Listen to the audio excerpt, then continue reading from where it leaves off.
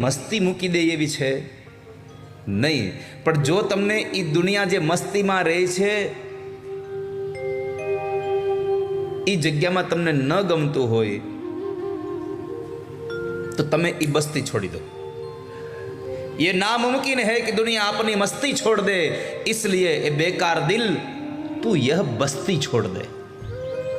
તું જ આ જગ્યા છોડીને જતો રહે, તને નથી ગમતું તું નીકળી જા, બાકી સુધારવાના પ્રયત્ન કરીશ તો એમાં કંઈ ફાવવાના નથી આપણે, કારણ કે આ દુનિયામાં કોઈ કોઈને સુધારી શક્યું નથી। ગમે તેટલી વસ્તુ તમે સારી લઈ આવો, સુધરી ન શકે કોઈ। હા, બગડે નહીં એની કાળજી થાય, પણ બગડી ગયેલું સુધરી જાય એવું કાંઈ હજી આમ બહુ નહીં। બગડી ગયેલું દૂધ પાછું સારું થાય કોઈ દી? પણ દૂધ બગડે નહીં એની કાળજી હોય।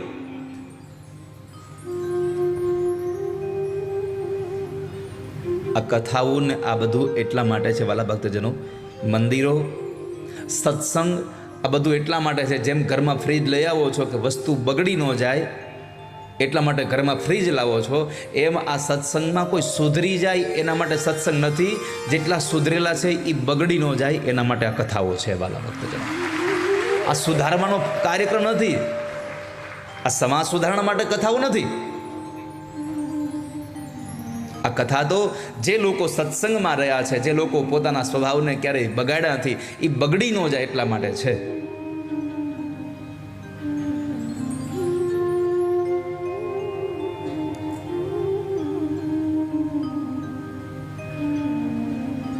નારદ મૂળ વાત કહી દો ને કામ પતે। નારદે કહ્યું, સાંભળો, હું તમને ભગવાનની કથા કહું। યામુનમ તટમાપન્નો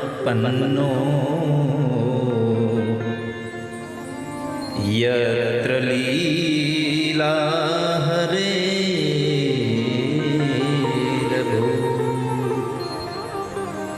હું તમને યમુનાના કિનારે એક મેં લીલા જોઈને એની કથા કહું। શું જોયું? તો કહે છે કે યમુનાના કિનારે મેં એક ઘટના એવી જોઈ કે હું બરાબર ચાલ્યો જતો હતો વૃંદાવનમાં, ત્યાં તો 1000 જેટલી સ્ત્રીઓ ચમર ઢોળે છે, કોઈ વીંજણાઓ હલાવી રહ્યું છે, કોઈ સેવા કરી રહ્યું છે, અને એક યુવાન સ્ત્રી 2 વૃદ્ધ પુરુષોને પોતાના ખોળાની અંદર મસ્તક રાખી અને ત્યાં બેઠા છે। મેં દૂરથી આ કૌતૂહલ જોયું એટલે મને થયું કે લાવ જરા જોઈ લઉં શું છે અંદર। બધા લોકો જોવા જતા હતા।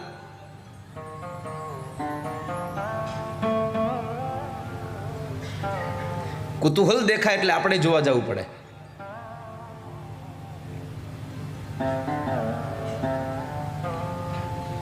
નારદજી અંદર નીચે નજીક ગયા, ત્યાં જે સ્ત્રી રડતી હતી યુવાન હતી અને વૃદ્ધ પુરુષોના મસ્તક પોતાના ખોળામાં હતા, એ યુવાન સ્ત્રીએ 2 હાથ જોડીને પ્રાર્થના કરીને કીધું, જેના દર્શન માત્રથી પાપમાંથી મુક્ત થઈ જવા એવા સાધુને જોયા, અને તરત જ પ્રાર્થના કરી, ભો ભો સાધુ ક્ષણમ તિષ્ઠ, એક ક્ષણ માટે રોકાઈ જાઓ।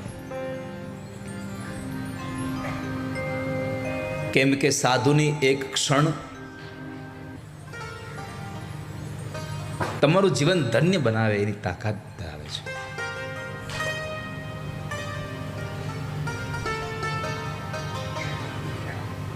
તમારું જીવન ધન્ય થઈ જાય। ભો ભો સાધુ ક્ષણમ તિષ્ઠ, મારી ચિંતાને દૂર કરો તમે।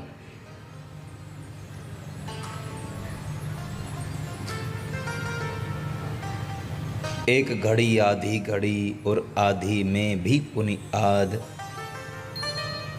तुलसी संगत साधु की कटे कोटि। સત્સંગમાં બેસી જાઓ તો તમને બધા જ અપરાધો છૂટી જાય। ભગવાનમાં જોડાઈ જાઓ પછી તમને આ સંસારમાં કોઈની બીક ન લાગે।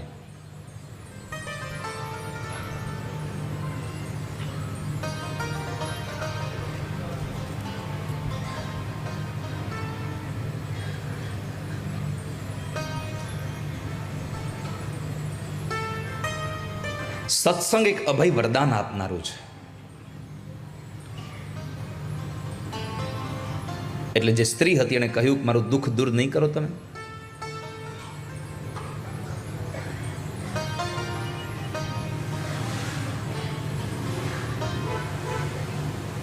મારા દુઃખને દૂર કરો તમે.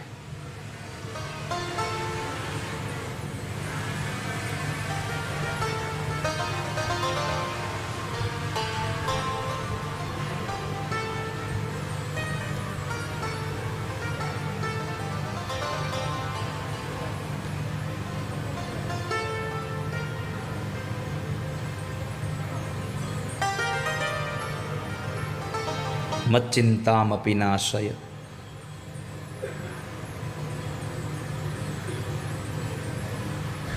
મારી ચિંતાને તમે દૂર કરો.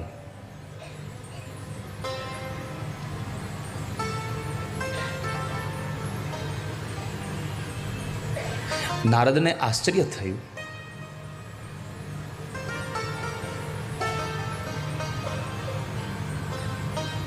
પેલા છોકરા પકડી લેને એ હવે કથા નહીં સાંભળવા દે ને. નીકળું છે હું જાને હેમું. ઓહો જાને ઉભા રહો, અમે બધું ભેગું જ રાખીએ.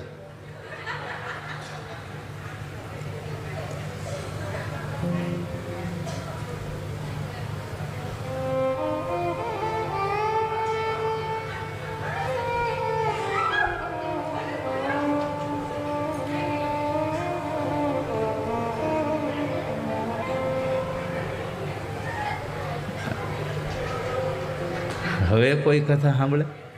અમુકની અંદર નાખી. હવે વાંધો નહીં, હવે એ કંઈ ચિંતા કરો, હવે એ ઓલા સોફામાં સૂઈ ગઈ શાંતિથી.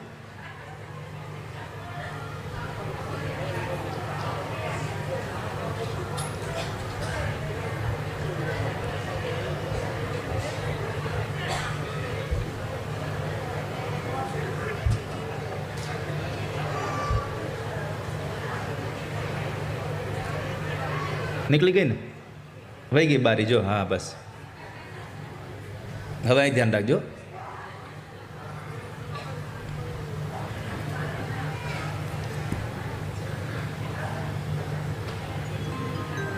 એને ન્યાન્યાન લેન્ડ કરી દેજો. હા એને ન્યાન્યાન લેન્ડ કરી દેજો.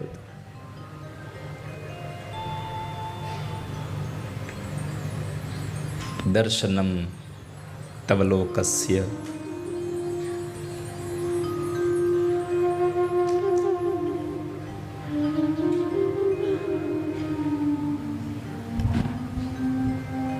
તો સ્ત્રીએ કહ્યું કે તમે મારું દુઃખ દૂર નહીં કરો. એટલે નારદજી ઊભા રહી ગયા. નારદજી પૂછ્યું કે તમે કોણ છો? શા માટે રડો છો?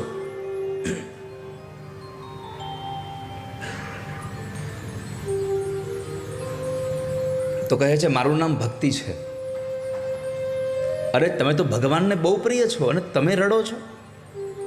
આ તમારા ખોળામાં બે સૂતેલા આ પુરુષો કોણ છે? મારા બે દીકરાઓ છે, જ્ઞાન અને વૈરાગ્ય. નારદને આશ્ચર્ય થયું કે મા યુવાન છે અને દીકરા વૃદ્ધ છે. આવી ઘટના કેમ? આ કલીના પ્રભાવની કથા છે. લોકોમાં ભક્તિ બહુ થનગને છે, પણ જ્ઞાન અને વૈરાગ્ય જે છે એ સાવ દુર્બળ થઈ ગયા છે. લોકોને વૈરાગ્ય દુર્બળ થઈ ગયો છે, લોકોનું જ્ઞાન દુર્બળ થઈ ગયું છે. ભક્તિ તો થનગને છે, ભક્તિ યુવાન થતી જાય છે, પણ જ્યાં સુધી જ્ઞાન અને વૈરાગ્ય યુવાન નહીં હોય તમારામાં, ત્યાં સુધી ભક્તિ પણ સુખી નહીં રહે.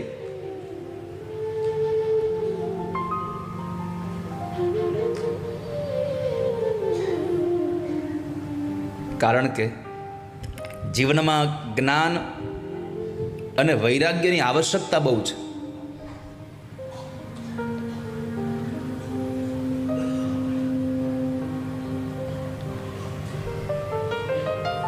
તો નારદજીએ પ્રશ્ન કર્યો તમારી સાથે આવું કેમ થયું? તમે યુવાન, તમારા દીકરાઓ વૃદ્ધ.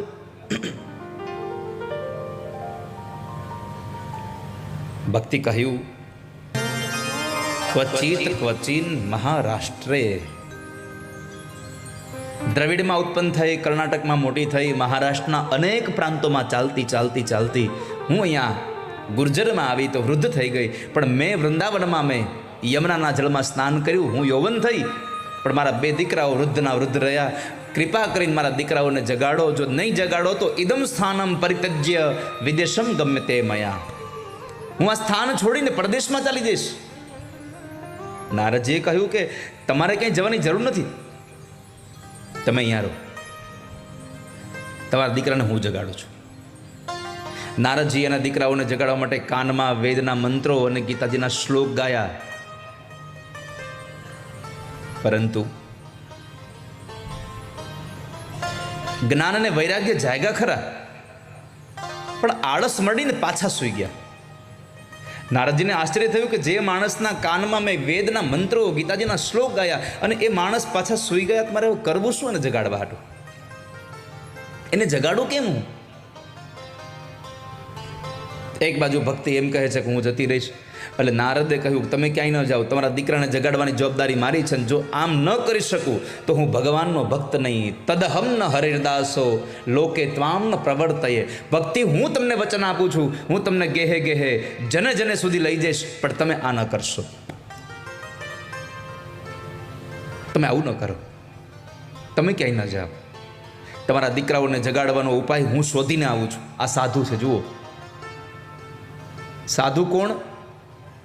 તમારા દુઃખનું નિવારણ લેવા માટે પોતે જાય.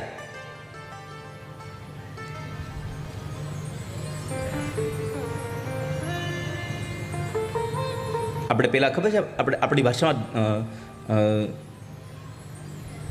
આયુર્વેદિક ડૉક્ટર એટલે કે દેશી ઓહડિયાવાળા ડૉક્ટર કહેતા. આપણે રોગને કાંઈ લઈને જઈએ, પછી ડૉક્ટરે કોઈ દી કીધું કે ભાઈ તમને આ રોગ થયો છે એટલે તમારે આ જડીબુટી તમારે પીવો તો તમને સારું રહે, આ જડીબુટી લઈ આવો, આવું કીધું કોઈ દિવસ?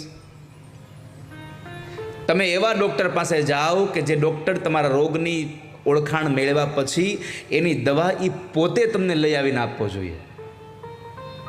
પેલાના જે આપણા ઔષધિવાળા જે વૈદ હતા એ પોતે જંગલમાં જઈ ઔષધિઓ ભેગી કરી અને એની ફાકી બનાવીને તમને પછી આપતા, લ્યો હવે તમે આ પીવો, આનથી રોગ વયો જાહે. નારદે કહ્યું તમે ક્યાંય જાઓ માં, આનું નિવારણ હું લઈ આવું છું, આને હું જ લઈ આવી દઉં છું, આપ અહીંયા રહો. નારદજી નીકળ્યા છે, બદ્રી વિશાલ ક્ષેત્રમાં આવ્યા હતા. બદ્રી વિશાલ ક્ષેત્રમાં આવ્યા એટલે નારદે પ્રશ્ન કર્યો કે જેના જ્ઞાન અને વૈરાગ્ય વેદના મંત્રોથી અને ગીતાજીના શ્લોકથી ન જાગે તો એને મારે જગાડવા માટે શું કરવું જોઈએ? હવે તમે મને માર્ગ બતાવો. એટલે સનત કુમારે કીધું કે આમાં ક્યાં મોટી વાત છે?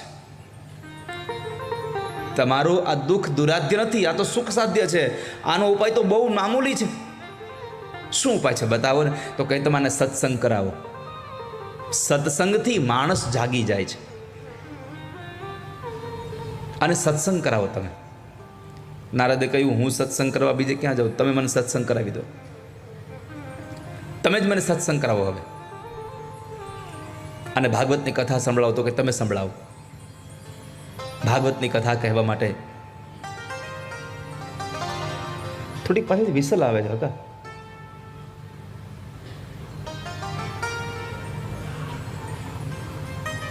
તો નારદજીએ કહ્યું સનત કુમારોને કે હું બીજે ક્યાં જાઉં, તમે જ મને સત્સંગ સંભળાવો. અને એ સમયે ભાગવત કથા કરવાનું નક્કી થયું. અને એ ભાગવત એ સત્સંગ જ્ઞાન યજ્ઞનો આરંભ કરવો છે. પણ એ જ્ઞાન યજ્ઞ કરવો ક્યાં? ક્યાં કરીશું આ જ્ઞાન યજ્ઞ? તો કહે છે જ્ઞાન યજ્ઞ આપણે હરિદ્વારમાં આનંદ નામનો જે તટ છે આપણે ત્યાં જઈએ.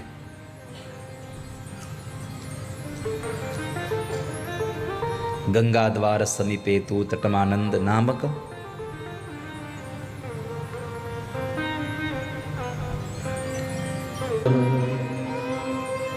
આપણે એવો જ્ઞાન યજ્ઞ કરીએ. ભક્તિ જ્ઞાન સહિત હોવો જોઈએ, વૈરાગ્ય સહિતનો. ભક્તિ જ્ઞાન વિરાગ આપતો વૈરાગ્ય સભર, જ્ઞાન સભર, ભક્તિ સભર ભગવાનની સત્સંગની કથાઓને વાણીએ. અહીંયા આવીએ ને તો ખાલી બસ વાલા ભક્તજનો કે અહીંયા આવીને બેસી ગયા અને હે ને 2-3 કલાક આપણે કથા સાંભળી એમ નહીં, ભાવ સાથે. પીબત ભાગવતમ રસમાલયમ, પણ એ પણ મુહુરહુ રસિકા ભવિ ભાવુકા. ભાવુક બનીને તમે આ રસનું પાન કર્યા કરો.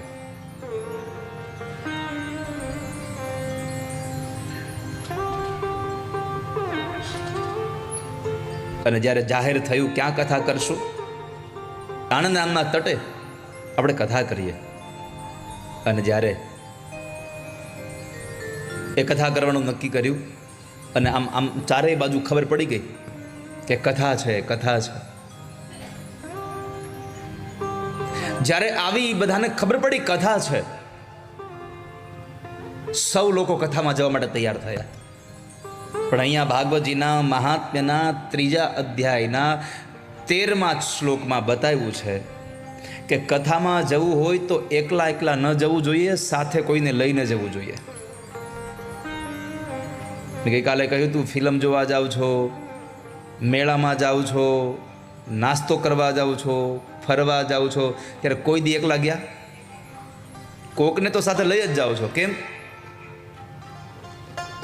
હારે હોય તો મજા આવે ને, એમ અહીંયા હારે હશે ને તો મજા આવશે.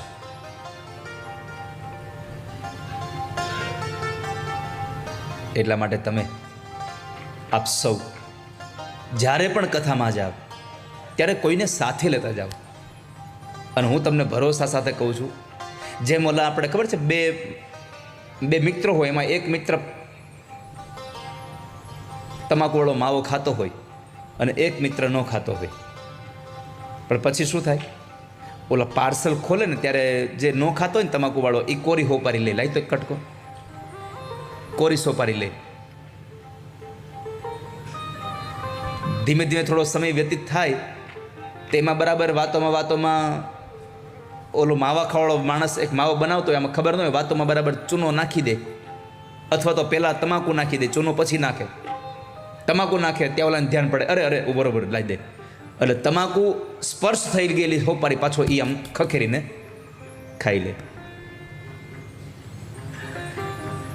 થોડોક સમય જાય ત્યાં વળી પાછી ઘટના ઘટે કે વાતો કરતા હોય, ઓલો માવો બનાવતો એમાં બરાબર ચૂનો નાખે, સોપારી ઓલી તમાકુ નાખે, હજી આમ ચોળ્યો ન હોય ત્યાં ઓલે નજર પડે, બરોબર ચોળતો નહીં, પહેલાં મન દઈ દે. ચૂનાવાળી અને ઓલી તમાકુને સ્પર્શ થયેલી હોપારી વળી પાછો લૂછીને ખાય. આમ કરતાં કરતાં ધીમે ધીમે ચોળેલો માવો પણ પાછો લૂછીને ખાય અને પછી આખો માવો ખાતો થઈ જાય. જેમ એક સામાન્ય સોપારીના વ્યસનથી આખો માવો ખાતો થઈ ગયો, એમ તમે એક દિવસ સત્સંગમાં લઈ આવો, હું તમને ભરોસા સાથે કહું છું, બીજે દી તમારી રાહ નહીં જોઈ, પોતે એકલો પહેલાં પૂછી જશે. અને તું સત્સંગમાં જા તો વૈષ્ણવ નથી તું સાચો. તારા સંગમાં કોઈ વૈષ્ણવ થાય તો તું સાચો વૈષ્ણવ જાણ. તું એકલો એકલો ભગવાનની કથા કરી લે એ વૈષ્ણવ નહીં. તું સાથે જા, કોઈને સાથે લઈ જા. આનંદ નામના તટ ઉપર કથા કરી તો કોણ કોણ આવ્યું?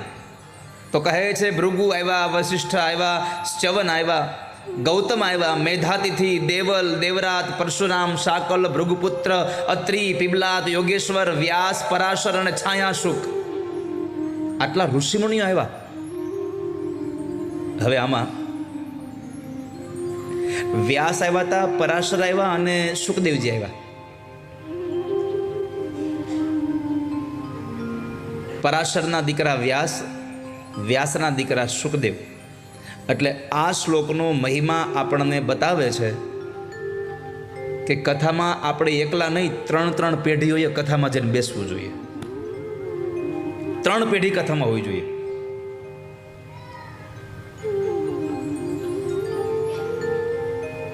તો સૌ લોકો કથામાં આવ્યા છે, બધા બેઠા છે અને સંત કુમારોએ કથાનો પ્રારંભ કર્યો, મહિમા ગાયો ભાગવતજીનો.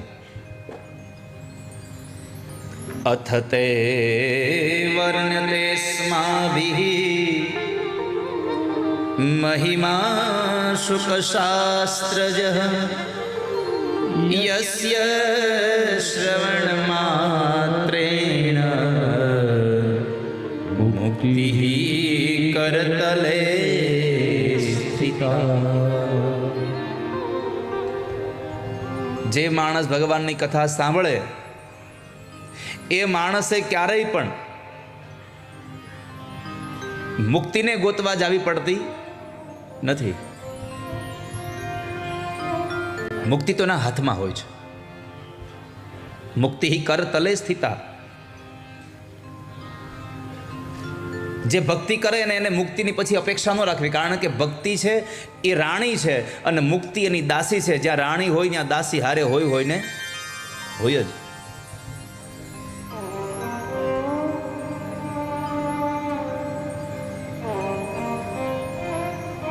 તો કથાનો પ્રારંભ થયો. માણસ કથાઓને સાંભળે અને જેણે પોતાના જીવનમાં કથા નથી સાંભળીને એનું જીવન જીવન નથી.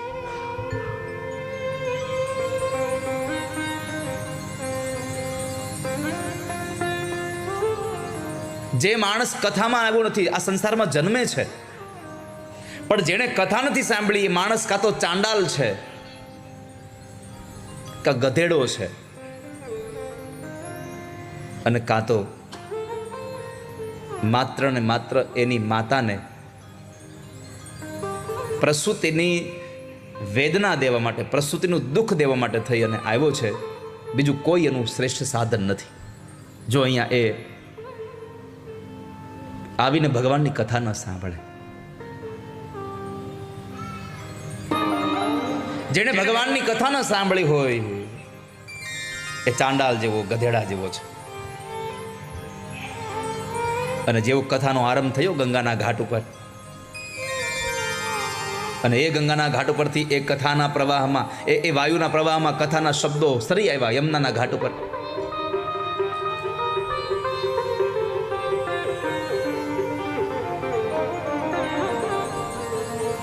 જેવા શબ્દો કાનમાં પડ્યા સત્સંગના, જ્ઞાન અને વૈરાગ્યભાઈ જાગ્યા, ઉઠ્યા, યમુનામાં સ્નાન કર્યું, એને તરુણ અવસ્થા પાછી મળી.